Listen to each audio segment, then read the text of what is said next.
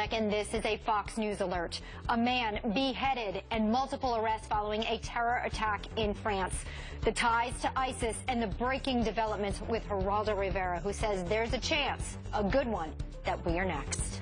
And breaking news, vacation tragedy. A sightseeing plane carrying cruise passengers crashed overnight. Everybody on board killed.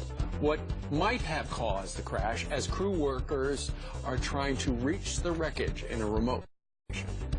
And a dangerous magic stunt gone horribly wrong. Watch.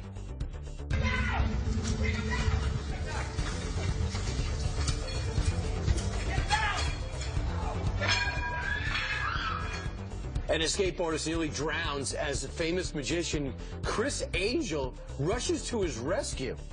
We'll give you the details. Fox and Friends starts right now.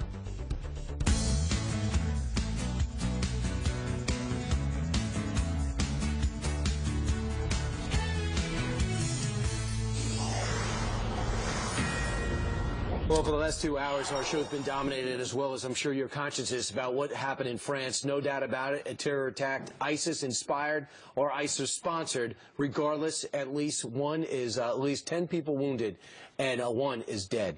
One dead and decapitated, with an Arabic phrase printed on the head there. They're still working to translate that. It was actually at least 30 yards from the body. Investigation underway now. France wasting no time in calling this terror. Joining us now is Geraldo Rivera with reaction. Good morning. Geraldo, good morning to you.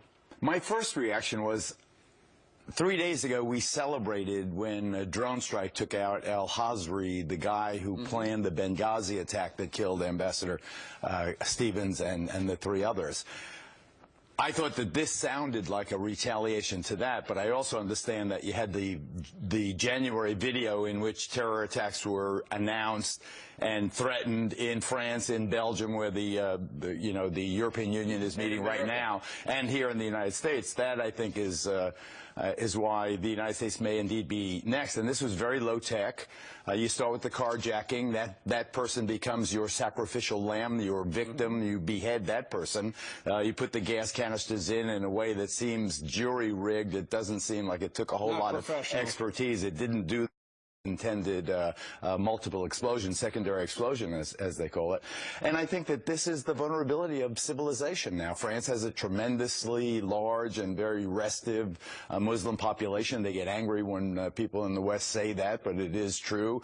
It's so close, just across the pond there, the Mediterranean Sea from North Africa, where so many of these people come from. Al-Hazri was a Tunisian. And are immigrating too, running for their lives. Absolutely, and you've got all this migrant flow. It seems pretty easy to hide someone amongst them, or indeed a self-grown. I think that what we have now, and this is just my big picture analysis, you 3 are barely old enough to remember when the United Kingdom was at war with the Irish Republican Army, the IRA, the 60s, the 70s, the 80s, where there was constantly an explosion here, there, or somewhere. I don't even know if we labeled it terrorism at that time, but it was terrorism. I think that's what we have coming our way now, this kind of self-starting retail. You can do it as horrible as you can dream up. You can decapitate you. Then there'll be a drowning. Then there'll be people set on fire, and what the idea is to keep us off balance and to keep us afraid. Right. They have identified. Apparently, there were 2 guys. They were dressed as delivery men when they showed up. They may have tried to drive through a fence. It's a little murky at this point. But one of the suspects has been identified as Yassim Salim. I believe he is 30 years old. There's some video from the area. The fact that they targeted a company called Air Products, which apparently is based here in the United States, multinational. We don't know if the Air Products are used in military things, or do you think it was targeted just at an American company, or perhaps something that has something to do with the military? Or is it just a coincidence that's where they decided to pull up? Any of those could be true. It's this guy, what is interesting to me, Yassin Salih, is someone that they say they have known about since 2006, which reminded me of the Geller attack in Texas, where they knew that guy for several years and been tracking him. My question is, and I know you can't follow anyone 24/7. It is impossible logistically. You soak up way too many resources. But it seems to me that if someone is known and they're on the radar, then you must at least have a faster response reaction time if indeed they begin some kind of caper. I would put chips in them, for goodness sake, if I could. Certainly I would surveil the hell out of them to the extent I had the resources. But here's a guy on the radar, commits the act that you feared he would commit. So that's why I think French authorities were so quick and so accurate in describing this as a terror attack. Of course, and no one can put to the side that this is an American company based in Allentown, Pennsylvania, is the corporate headquarters there. Whether or not that dictated the actions of these terrorists who went in, we won't know right now. But it should dictate our response in a way. So what do you expect from the White House today? Because he does have a eulogy, the president does have an emotional eulogy to give this afternoon. You know, it's, in a way, I think that's unfortunate. I don't want to mix what happened in Charleston, South Carolina, and the very important time this is for the president now to calm racial tensions in this country and say Charleston is the example for all of America, how black and white have come together to condemn this horrible terrorist attack, racist terrorist attack by this racist Judas on our territory. I guess he can then segue into saying something, Elizabeth, more to your point, about we face all kinds of terror based on race, terror based on religion, on nationalism. I guess he can. I mean, no one has ever said he couldn't spin a phrase, the president, so I think that he can handle both messages. I just would hate to distract from Reverend Pinckney's funeral by this maybe make a separate thing, or you have a statement come out from the White House soon. It is an American company, and this is an American outfit.